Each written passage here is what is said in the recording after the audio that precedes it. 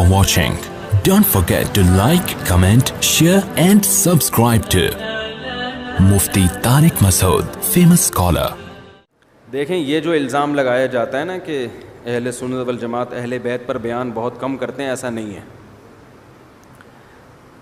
اہل سنت میرا حضرت حسین کی فضیلت پر بیان ہو چکا ہے، حضرت حسن کی فضیلت پر بیان ہو چکا ہے، حضرت علی کی فضیلت پر بیان ہوا ہے، تو سب علماء کر رہے ہیں.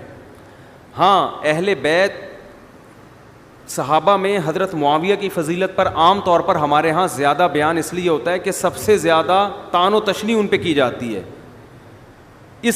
ان کے دفاع میں اس لیے بیان ہوتا ہے. اگر شیعہ حضرات ان پہ لان تان چھوڑ دیں تو پھر ان کے فضائل ہمیں بھی بیان کرنے کی ضرورت نہیں ہے. تو یہ شیعہ لوگوں نے ہی ہمیں مجبور کیا ہے کہ ہم حضرت معاویہ کے فضائل کثرت سے بیان کریں. باقی یہ تو متفق علیہ عقیدہ ہے کہ ہم حضرت معاویہ کو حضرت علی پر فضیلت نہیں دیتے. یا تو ہم دے رہے ہو نا فضیلت، پھر یہ الزام لگایا جا سکتا. ہم مانتے ہیں کہ حضرت علی کی فضیلت حضرت معاویہ سے زیادہ ہے. دوسری بات دیکھیں کہ جب بھی آپ خود کسی کو اجازت دے دیں گے نا کہ وہ آپ پہ سوالات کی بوچھاڑ کرے تو اس کا نتیجہ یہ نکلے گا کہ وہ تو اپنی ساری باتیں آپ سے کر لے گا. میرے پاس کچھ لوگ یہاں آئے تھے باغ فدق کے بارے میں بات کرنے کے لیے کہ باغ فدق میں یہ جو ان کے مسائل ہیں کہ یہ ہو گیا، یہ ظلم ہو گیا فلاں. میں نے کہا میں نے ان کو بٹھایا، میں نے کہا بیٹھو. میں نے کہا آپ کیا چاہتے ہو کہ یہ الزامات کو صحیح مان کے میں شیعہ ہو جاؤں؟ آپ یہ چاہتے ہو؟ یعنی اس سے یہ ثابت کرنا چاہتے ہیں کہ سنی مذہب غلط ہے اور شیعہ کیا ہے؟ صحیح ہے. یہ چاہتے ہو نا؟ تو میں نے کہا میرے شیعہ مسلک پہ یہ اعتراضات ہیں، کیونکہ سنیوں کا تو یہ عقیدہ ہے. اہل سنت والجماعت کہتے کس کو ہیں پتہ ہے؟ اہل سنت میں سنت سے مراد ہے حدیث اور الجماعت سے مراد ہے صحابہ. تو میں نے کہا اور صحابہ میں سب سے پہلے خلفائے راشدین ہیں. ہم یہ کہتے ہیں خلفائے راشدین نے کبھی ظلم اور اتنا بڑا ظلم کہ نبی کی بیٹی کے ساتھ ظلم کرے، یہ تو ہمارے عقیدے کا بنیادی حصہ ہے. اگر اس کو آپ نے ثابت کر دیا تو اس کا مطلب سنی مذہب کی بیس ہی کیا ہے؟ بولو غلط. تو پھر جب سنی مذہب غلط ہے تو پھر صحیح والا کون سا ہے؟ پھر صحیح اگر شیعہ ہے تو مجھے شیعہ مسلک پہ یہ اعتراضات ہیں. آپ سائل بن کے ان سے سوالات پوچھنا شروع کر دیں کہ آپ شیعہ مسلک پہ مجھے یہ اعتراض وہ بہت سارے ہیں، ان کا جواب دے دو تو میں شیعہ ہونے کے لیے تیار ہوں، ورنہ نہ میں ادھر کا رہوں گا نہ میں ادھر کا، میں درمیان میں لٹکا رہوں گا. سمجھ میں آ رہی ہے بات؟ آپ ان سے سوال پوچھیں نا. جیسے عیسائی بھی اسلام پر اعتراض کرتے ہیں، عیسائی لوگ بھی اعتراض کرتے ہیں اسلام پہ، یہ اعتراض ہے. بھائی ٹھیک ہے مان لیا یہ اعتراض، تو میں اسلام چھوڑ دوں؟ وہ کہے گا ہاں چھوڑو. جب یہ اعتراض ہے تو پھر کیا کروں میں؟ کہ وہ کہے گا عیسائی ہو جاؤ. اگر اسلام پہ 10 اعتراض ہیں تو عیسائیت پہ 1000 اعتراضات ہیں، اور بیس سے ہی شروع ہو جائیں گے اعتراضات، بنیاد سے ہی شروع ہو جائیں گے. تو اگر آپ اگلے کے سوال جواب دینے میں لگے رہو گے نا، وہ ایک اعتراض اٹھائے گا، پھر وہ دوسرا اٹھائے گا، پھر وہ تیسرا اٹھائے گا، پھر وہ چوتھا اٹھائے گا، وہ اٹھاتا رہے گا بیٹھ کے. تو آپ کو اس کا لا حاصل بحث ہے، ٹھیک ہے نا، لا حاصل بحث ہے. تو یہ جیسے وہ منکرین حدیث سے میری بات چیت ہوئی تھی تو وہ بخاری پہ یہ اعتراض، مسلم پہ یہ اعتراض. میں نے کہا مان لیا یار بخاری غلط ہے، ٹھیک ہے نا، تو کیا کرنا ہے پھر؟ انہوں نے کہا قرآن پہ آ جاؤ. میں نے کہا قرآن تو خود کہہ رہا ہے بخاری کو فالو کرو. کہہ رہے قرآن میں کہاں لکھا ہے؟ میں نے کہا قرآن کہہ رہا ہے کہ نبی تشریح کریں گے اس قرآن کی، تو بخاری میں نہیں ہے تو پھر نبی کی وہ تشریح کہاں گئی ہے؟ یہ تو غلط ہو گئی نا. تو صحیح کتابیں لے کر آؤ نا میرے سامنے پھر حدیث کی. تو صحیح تو کہیں ہے نہیں تمہارے پاس. میں نے کہا بس سر پھر قرآن ہی غلط کہہ رہا ہے کہ نبی تشریح کریں گے. نبی تشریح کریں گے تو قرآن سمجھ میں آئے گا، یہ قرآن کہہ رہا ہے ہمیں. تو جب نبی کی تشریح یہ ہے ہی نہیں تو پھر صحیح والی تشریح لے آؤ تو میں اس کو چھوڑ دیتا ہوں. نہ صحیح والی ہے تمہارے پاس، نہ اس کو فالو کرنے دے رہے ہو، اس کا مطلب تم ہی غلط ہو. کچھ اصولی باتیں ہوتی ہیں جن کا کسی کے پاس کوئی جواب نہیں ہوتا، یہ ان لوگوں کو دیا جاتا ہے جن میں دلیل سمجھنے کی صلاحیت نہیں ہوتی. بخاری کی پر جو اعتراض تھے، ہر اعتراض کا جواب ہمارے پاس ہے، لیکن ہمیں پتہ ہے اس جواب میں پڑھے نا تو ایک لمبی طویل بحث شروع ہو جائے گی. اور جن لوگوں میں ذہانت نہیں ہے، کم عقل ہیں، وہ بعض دفعہ ان کے پروپیگنڈے سے متاثر ہو جاتے ہیں. تو بھائی اگر متاثر ہو کے آپ کے فرقے میں نے آنا ہے تو آپ کے فرقے پہ تو اتنے بڑے بڑے اعتراضات ہوتے ہیں کہ اس کا آپ کے پاس بھی جواب نہیں ہے. تو یہ منکرین حدیث تو ہر مسلک میں ایسا ہی ہے.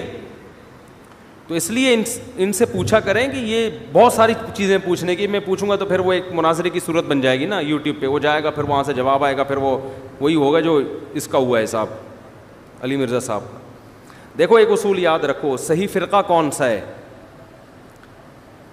صحیح فرقہ وہی ہے جو صحابہ تابعین تبع تابعین سے تواتر کے ساتھ چلا آ رہا ہے. بس قرآن و حدیث کی جو اپنی طرف سے تشریح کر رہا ہے اس کو اٹھا کے دیوار پہ مار دو. ورنہ دلیل خوارج کے پاس بھی تھی, معتزلہ جو پہلے اسلام میں بڑے بڑے فرقے پیدا ہوئے ہیں, ہر ایک قرآن اور حدیثی سے بات کرتا تھا, لیکن جنہوں نے صحابہ کو فالو کیا ان کو اللہ نے محفوظ کیا, اور باقی سارے فرقے آہستہ آہستہ ختم ہو گئے. تو جو صحابہ اور تابعین کے عقیدوں کو لے کے چلے گا, جس کو عقیدہ طحاویہ میں امام طحاوی نے ذکر کیا ہے, جو سعودیہ میں پڑھائے جاتے ہیں, مصر میں, ملیشیا میں, پوری دنیا میں وہی پڑھائے جاتے ہیں, جو جس کو اللہ نے مقبولیت عطا کی ہے, وہی سلسلہ ہے صحابہ کا, تابعین تبع تابعین, وہی امت کے جمہور کا سلسلہ ہے. جو اس پہ چلے گا وہی حق پر ہے, جو اس سے ہٹے گا, نبی نے فرمایا من شذ عن جماعت المسلمین, جو مسلمانوں کے راستے سے, مسلمانوں کی جماعت سے ہٹے گا, شذ فی النار, اللہ اس کو قیامت میں الگ کر کے جہنم میں ڈالیں گے. اور قرآن کیا کہہ رہا ہے؟ قرآن کی آیت سنیں کہ وَمَن يُشَاقِقِ الرَّسُولَ مِن بَعْدِ مَا تَبَيَّنَ لَهُ الْهُدَىٰ وَيَتَّبِعْ غَيْرَ سَبِيلِ الْمُؤْمِنِينَ, جو مومنین کے راستے کو چھوڑ کر کسی اور راستے کو اختیار کرے گا, نُوَلِّهِ مَا تَوَلَّىٰ, جدھر جا رہا ہے ہم جانے دیں گے, وَنُصْلِهِ جہنم, اور جہنم میں پھینک دیں گے اس کو. تو یہاں بھی اللہ نے کیا فرمایا؟ مومنین کا راستہ, جو عامت المومنین کا مذہب ہے نا, اسی کو اسلام کہتے ہیں. جو اس سے ہٹے گا وہ کیا ہے؟ اب اگر ہم شیعہ حضرات کو درست مان لیں, اس کا مطلب حرم 1400 سال سے سنیوں کے پاس ہے نا حرم, تو اس کا مطلب حرمین 1400 سال پہ 1400 سال سے غلط لوگوں کے پاس ہے. اس کا مطلب بنو امیہ کی خلافت بھی غلط تھی, بنو عباس کی خلافت بھی غلط, اور خلافت عثمانیہ بھی غلط. تو 1300 سال سے مسلمانوں کی حکومتیں بھی غلط لوگوں کے پاس, مسلمانوں کی خلافتیں بھی غلط لوگوں کے پاس, حرمین بھی غلط لوگوں کے پاس, اور جنگ لڑنے والے جو مجاہدین ہیں 99% تو وہ سارے اہل سنت والجماعت میں ہیں, وہ سارے غلط. وہی غامدی صاحب والی بات ہو جائے گی کہ یا تو غامدی جنت میں جائے گا, یعنی وہ حق ہے, یا یہ ساری امت حق پر ہے.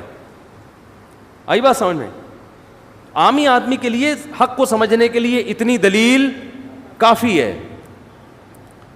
تو صدیوں سے جو حرمین میں حکومت چلی آ رہی ہے, اسلام کا مرکز ہے, اور آپ یہ نہیں کہہ سکتے کہ بھئی یہ بھی تو ہو سکتا ہے کہ باطل لوگوں کا اسلام پہ ہمیشہ سے غلبہ رہا ہو. یہ اسلام کے بارے میں بات اس لیے نہیں کی جا سکتی کہ اسلام آخری مذہب ہے اور محمد صلی اللہ علیہ وسلم آخری مذہب ہے, آخری نبی ہیں. آپ کے بعد کوئی نبی نہیں آئے گا, تو اللہ اسلام کو اتنا مغلوب نہیں کرے گا. قرآن کے الفاظ دیکھیں, هو الذی ارسل رسولہ بالہدی ودین الحق لیظہرہ علی الدین کلہ, اللہ نے اپنے حبیب کو جو دنیا میں بھیجا تاکہ وہ اس کو تمام دینوں پہ غالب کر دیں. تو اگر آپ حرم میں بھی کہتے ہو کہ باطل لوگ ہیں, اور بنو امیہ کی خلافت بھی اہل باطل کے ہاتھ میں تھی, بنو عباس بھی, وہ تو سارے سنی تھے, اور خلافت عثمانیہ بھی, اور یہ جو ہندوستان میں 1000 سال حکومت چلی ہے اسلامی حکومتیں, یہ بھی سنیوں کی تھیں. تو یہ سارے, اس کا مطلب کیا تھا کہ یہ غلط تھے, اور تھوڑے سے لوگ کیا ہیں, وہ جنت میں جائیں گے. تو اس کا مطلب پھر یہ انگریز کہے گا کہ 1400 سال میں تم اسلام کا اصل نقشہ دنیا کے سامنے پیش نہیں کر سکے, غلط لوگ ہی اسلام کو فالو کرتے رہے ہیں, تو اب کیا تیر مار لو گے تم دنیا میں آ کے؟ ہم بتاتے ہیں ہمارا ماضی بہت شاندار تھا. ہمارا ماضی کیا ہے؟ بہت اہل حق کے ہاتھ میں رہی حکومتیں, اس میں کچھ ظالم لوگ بھی آئے ہیں, لیکن سسٹم صحیح لوگوں کے, سسٹم صحیح تھا. حاکم ظالم آئے ہیں, لیکن سسٹم بہت کم ایسا ہوا ہے کہ اب جب خلافت عثمانیہ کا خاتمہ ہوا ہے تو ہمارے ہاتھ سے حکومتیں گئی ہیں, پھر اس کے بعد ہم مغلوب ہونا شروع ہوئے ہیں. تو یا تو ان تھوڑے سے لوگوں کو صحیح مان لو, اور پھر انسان آبزرو بھی کرتا ہے. آپ محفلوں میں بیٹھ کے دیکھیں, آپ اہل حق کی محفلوں میں بیٹھ کے دیکھیں, ان کے بات کا انداز, ان کے دلائل کا انداز آپ کو کچھ اور نظر آئے گا. آپ اہل باطل کی محفلوں میں بیٹھ کے دیکھیں, آپ کو لگے گا کہ یہ صرف لفاظی اور ایک لوگوں کی واہ واہ لینے کا ایک طریقہ ہے, مدلل بات نہیں ہوتی, وہ آپ کو لگے گا یہ. تو وہ چھوٹی چھوٹی باتوں کو نا ہوا بنا بنا کے جو ختم ہو گئی. جب میں جیسے میں کہتا ہوں, سب علماء کہتے ہیں حضرت حسن نے حضرت معاویہ کے ہاتھ پہ بیعت کر لی, ختم, سسٹم کیا ہو گیا, ختم ہو گیا نا. اور وہ اہل بیت میں سے حضرت حسن, انہوں نے بیعت اس لیے کی تاکہ امت میں جھگڑا ختم, تو ختم کر دو, آپ کیوں نہیں کر رہے؟ لوگ کہتے ہیں وہ ختم نہیں, وہ تو بعد میں بھی لڑائیاں وہیں, تو غلط کیا انہوں نے جنہوں نے لڑائیاں کی بعد میں. آپ تو نہ کرو نا, اب آپ ختم کر دو. آپ وہ کام کرو جو کس نے کیا ہے, حضرت حسن نے کیا ہے. آپ کہہ سکتے ہو ہم وہ کریں گے جو حضرت حسین نے کیا ہے, آپ نہ وہ کر رہے ہو جو حضرت حسین نے کیا, نہ وہ کر رہے ہو جو حضرت حسن. آپ باتیں پھینک رہے ہو بیٹھ کے, باتوں سے کیا لگا رہے ہو؟ حضرت حسین رضی اللہ تعالیٰ عنہ نے باتیں کر کر کے آگ نہیں لگائی ہے امت میں, جو وہ کر سکتے تھے, جس کو حق سمجھتے تھے, اس میں اپنی جان کٹا دی انہوں نے. تو ایک امت میں دیکھو, اسلام عمل کا نام ہے, عمل. قرآن آج بھی الحمد سے لے کے والناس تک اللہ کا کلام ہے, ایک ایک لفظ محفوظ ہے. قرآن کے الفاظ دیکھو, قل, اے نبی ان سے کہہ دیں آپ. ہم دیکھو مذہب پہ چلتے ہیں کس کو خوش کرنے کے لیے, اللہ کو نا. تو قرآن کے الفاظ دیکھو, قل, اے نبی ان سے کہہ دو, تعالوا, آؤ, اتلو ما حرم علیکم ربکم یا ربکم علیکم, آؤ میں تمہیں بتاتا ہوں تمہارا رب کن چیزوں سے ناراض ہوتا ہے, کون سے کام ہیں جن سے تمہارا رب خوش نہیں ہوتا. تو فوراً ہمارے کان کھڑے ہونے چاہیے. اللہ ہمیں خود بتا رہا ہے, بھائی مجھے راضی کرنا چاہتے ہو تو کیا کرنا پڑے گا. اور انداز دیکھو, یہ تعالو کا لفظ ایسے موقع پہ جیسے آدمی بیچارہ وہ گمراہ اور حیران سرگردان پھر رہا ہو, اسے صحیح راستہ نہ مل رہا ہو, ٹھوکریں کھا رہا ہوں, یار اس فرقے کے پاس جاؤں, اس فرقے کے پاس جاؤں, اس کی تقریر سنوں, اس کی تقریر, کھوپڑی گھومتی ہے نا آدمی کی. راستہ بھولا ہوا ہو تو بندہ بلاتا ہے, ادھر آ یار میں تجھے بتاتا ہوں, تو خام خامے پتہ نہیں کبھی اس کے پاس جا رہا ہے, کبھی ایسا ہوتا ہے نا. کیا ہو گیا بھائی, ایسا ہوتا ہے کہ نہیں ہوتا؟ آپ بلاتے ہیں, ابے بھائی وہ بیچارہ ادھر جا کے وہ اس کو غلط, وہ کہہ رہا ہے انڈا موڑ ادھر ہے, وہ کہہ رہا ہے بیان عشاء کے بعد ہوتا ہے, کوئی کہہ رہا ہے مغرب کے بعد ہوتا ہے, کوئی کہہ رہا ہے وہ ادھر بیٹھتے ہیں, کوئی کہہ رہا ہے ایسا ہی ہوتا ہے نا, وہ کہہ رہا ہے بریانی وہاں اچھی ملتی ہے, وہ کہہ رہا ہے وہاں, تو آپ بولا ابے ادھر آ, ادھر ادھر, تو خام خامے یہ ان نون آدمی ہے, تو دوسرے شہر سے آیا, لوگ تجھے بیوقوف, ادھر آ میں تجھے بتاتا ہوں, ادھر بیٹھ شاباش. پھر آپ اسے تمیز سے بتاتے ہیں تو وہ مطمئن ہو جاتا ہے. تو اللہ کا بھی انداز بولو یہی, قل, اے نبی ان سے کہہ دو, اور آج بھی کہہ رہے ہیں, تعالو, آؤ, اتلو, میں تمہیں پڑھ کے سناتا ہوں کیا کرنا ہے اور کیا نہیں کرنا. تو اپنی تقریروں میں بھی اسی چیز کو فوکس کرو. ایران توران بیٹھ کے بیان, جو ماضی کے قصے ہیں وہ ہو چکے, ان کو اٹھانے سے کچھ بھی نہیں ہوگا. اب تعالوا اتلوا ما حرم ربکم علیکم اللہ تشرکوا بہ شیئا, سب سے پہلے ان کو یہ بتا دو کہ اللہ اپنے ساتھ شرک برداشت نہیں. صرف یا اللہ مدد کا نعرہ لگے گا, یا اللہ مدد کے علاوہ کسی اور چیز کا نعرہ نہیں لگے, نہ یا علی مدد, نہ یا غوث اعظم, نہ یا رسول اللہ, کچھ بھی نہیں. اللہ ایک ہے, عبادت صرف اسی کی ہوگی, اس کے ساتھ کسی کو شریک نہیں کرنا. اللہ تشرکوا بہ شیئا وبالوالدین احسانا, اور ان کو بتاؤ کہ ابا اماں کے ساتھ اچھا سلوک کرنا ہے. نہیں آ رہی بات؟ ان میں سے بہت سو کا اپنے باپ اور ماں کے ساتھ اچھا سلوک نہیں ہوتا, ان کے قدموں میں جنت تلاش کرنی ہے. اور ولا تقتلوا اولادکم من املاق, غربت کے خوف سے اپنی اولاد کو قتل نہیں کرنا. پریگنینسی میں آج مائیں اپنے بچوں کو ضائع کر دیتی ہیں کہ شوہر کی ارننگ کم ہے. اللہ فرماتے ہیں نحن نرزقکم وایاہم, اولاد کے معاملے میں مجھ پہ اعتماد کرنا ہے, جو خدا تمہیں روزی دے رہا ہے وہی اس کو بھی دے گا. آج یہ کتنا بڑا ہمارے یہاں ایک اخلاقی جرم ہے کہ نسل روکی جا رہی ہے, کھلائیں گے کہاں سے. یعنی آپ اپنے کیلکولیٹر پہ اور اپنے ارننگ پہ اعتماد کر کے بیٹھے ہوئے ہو, اس کو بھول گئے جو پیدا کر رہا ہے. یہ بہت بڑا جرم, تبھی تو ڈپریشن میں جاتے ہیں کہ سب کچھ اپنی جیب پہ. اللہ کو تو ڈکشنری سے ہی نکال دیا. اور کیا فرمایا, ولا تقربوا الزنا, زنا کے قریب بھی, متا اور زنا میں کوئی فرق نہیں ہے, خوب سمجھ لو. 2 گھنٹے کی شادی, 4 گھنٹے کی شادی, 5 گھنٹے کی جو ایگریمنٹ کے ذریعے شادی ہوتی ہے نا, متا جسے کہتے ہیں, وہ زنا ہی کا دوسرا نام ہے. متا میں اور زنا میں, ایک صاحب مجھے کہنے لگے نہیں زنا تو چھپ کے ہوتا ہے, متا میں 2 گواہ ہوتے ہیں. میں نے کہا اس کا مطلب زنا اگر 2 گواہوں کی موجودگی میں کر لو تو وہ متا بن جائے گا. انہوں نے کہا نکاح میں جو ہے نا, زنا میں تو کام کیا نکل لیے, متا میں ایگریمنٹ ہوتا ہے 1 مہینے کا, 10 منٹ کا بھی ہو سکتا ہے, 1 گھنٹے کا بھی ہو سکتا ہے. تو میں نے کہا وہی ہوا کہ ایک عورت آپ نے کرائے پہ لے لی 1 گھنٹے کے لیے, 2 گھنٹے کے لیے, 1 سال کے لیے لے لی.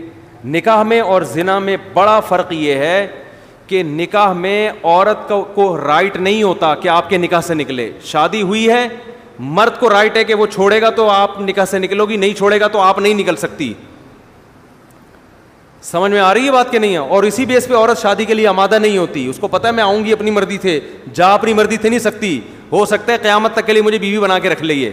تبھی وہ یہی سوچ کے آتی ہے کہ جس کے ساتھ قیامت تک رہ سکتی ہوں اس کو تو اس کے نکاح میں تو آؤں, جس کے ساتھ نہیں رہ سکتی اس کے نکاح میں آنا ہی نہیں ہے. وہ الگ بات ہے, ہماری عدالتوں نے یہ فلسفہ ہی ختم کر دیا خلا کے اختیارات دے دے کے عورتوں کو. تو نکاح میں زنا میں بڑا فرق یہ ہے کہ نکاح ہمیشہ کے لیے ہوتا ہے اور زنا صرف خواہش پوری کی اور پتلی گلی سے نکل لیے. سمجھتے ہو؟ تو متع اور زنا میں کوئی فرق نہیں ہے. تو قرآن کیا کہہ رہا ہے؟ ولا تقربوا الزنا. زنا کرنا تو دور کی بات, اس کے قریب بھی مت پھٹکو. لڑکیوں سے فون پہ باتیں کرنا, میسج بازیاں اور ان سے دوستیاں, یہ چیز زنا کے قریب لے کر جاتی ہے. اور قرآن کیا کہہ رہا ہے کہ اوفوا الکیل والمیزان بالقسط. ناپ تول میں کمی مت کرو. کیا مطلب؟ جب حق لینے کی باری آتی ہے تو پورا حق لیتے ہو, دینے کی باری آتی ہے تو کیا کرتے ہو؟ ڈنڈی مارتے ہو. علماء نے لکھا ہے اس آیت میں گورنمنٹ کے وہ ملازمین بھی داخل ہیں جو دفتر لیٹ پہنچتے ہیں, کام دیر سے کرتے ہیں, تنخواہ پوری لیتے ہیں. وہ پرائیویٹ ملازم بھی داخل ہیں جو کمپنیوں میں ڈنڈی مارتے ہیں, کام نہیں کرتے, تنخواہ کمپنیوں سے پوری لیتے ہیں. وہ ٹیچر بھی داخل ہے, اسکول کے ٹیچر اور یونیورسٹیوں کو پروفیسر, یہ جو طلباء کو دیانت داری سے پڑھاتے نہیں ہیں مگر سیلری اپنی پوری لیتے ہیں. وہ تمام لوگ اس آیت میں داخل ہیں. تو قرآن کہہ رہا ہے یہ حرکت بولو نا. تو خطیب کی تقریروں میں ان موضوعات کا تذکرہ ہونا چاہیے, نہ کہ وہ ہر تھوڑے دن میں حضرت معاویہ کا مسئلہ لے کے بیٹھا ہوا ہے اور وہ حضرت فاطمہ کے ساتھ یہ ہو گیا تھا, فلاں کے ساتھ یہ ہو گیا تھا, فلاں کے ساتھ یہ ہو گیا تھا, وہی انہیں کو بیٹھ کے. قرآن تو کہہ رہے یہ مسائل ہیں بھائی تمہارے, تعالوا آؤ ہم تمہیں بتاتے ہیں. ولا تخف ما لیس لک بہ علم. جس چیز کی 100% دلیل نہیں ہے تمہارے پاس اس کے در پہ مت ہو. تبصرہ نہ کیا کرو. ہر آدمی پھینکو ہے کہ نہیں ہمارے معاشرے میں؟ کسی چیز کا پتہ نہیں ہے مگر کلپ آ رہا ہے اس کا. کورونا کے بارے میں اس شخص کا کلپ آ رہا ہے جس کو کورونا کی اسپیلنگ نہیں آتی ہے.